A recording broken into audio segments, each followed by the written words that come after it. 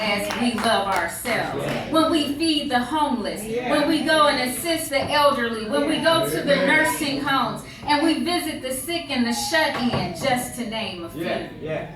Our gifts, they need to be used in the church and outside of the church. And when we do good works, it defines our lives and it defines who we are in Christ. Amen. This is not something that should have to come from the pulpit Sunday after Sunday to pull us and to prod us and to get us excited about doing work for the ministry. Why is it that people in church have to have their arms twisted and pulled to serve the Lord? This just doesn't make any sense to me, because God provides for us daily. He puts food on the table. He puts shelter over our heads. He puts money in our pocket. He provides jobs. He gives us everything that we need. And yet we still have the nerve to sit on the sidelines and hold our gifts for ourselves. All right. But oftentimes, even church folk won't budge unless you lovingly nudge them to move and to volunteer. But it's true faith in Jesus Christ that produces good works without the need to be told to do so. And good works are always done for God's glory and to edify the body. It's not based on our own. God's grace, it helps us to understand the essence, the element, the evident, and finally the effect of our faith. Let's go back to verse 10. In the second part of that verse, it says, which God had prepared beforehand so that we would walk in them. God has given each and every one of us in this room a specific gift. And these gifts were not designed for our own purposes, but they were designed for the purpose to edify God and to glorify God and to edify the body. And with that being said, we just can't use our own gifts the way we want to use them.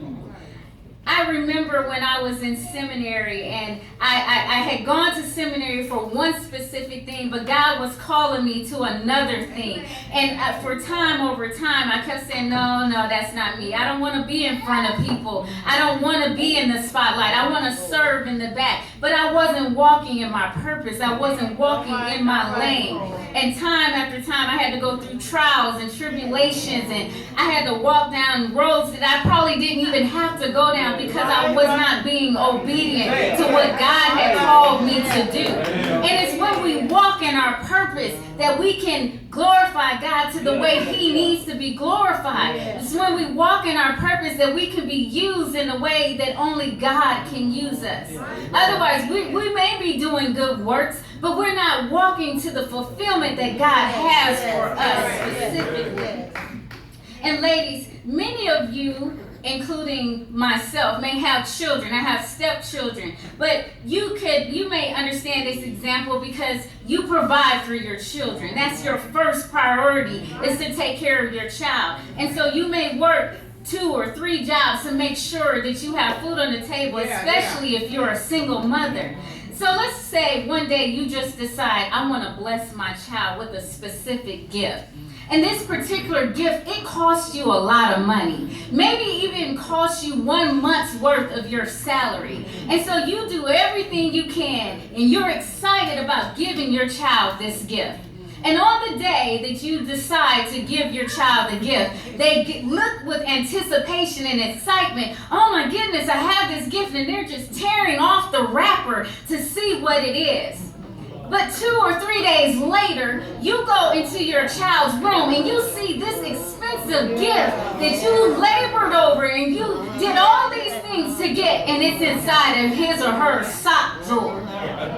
Now, how would that make you feel? You would be frustrated. You would be upset. You would even say, this ungrateful child of mine, right? But that's exactly how God feels about us when it comes to Him giving us our gifts. He has given each and every one of us a gift that cost Jesus Christ. All right. And because of that, we can't do anything but use the gifts that God has given us.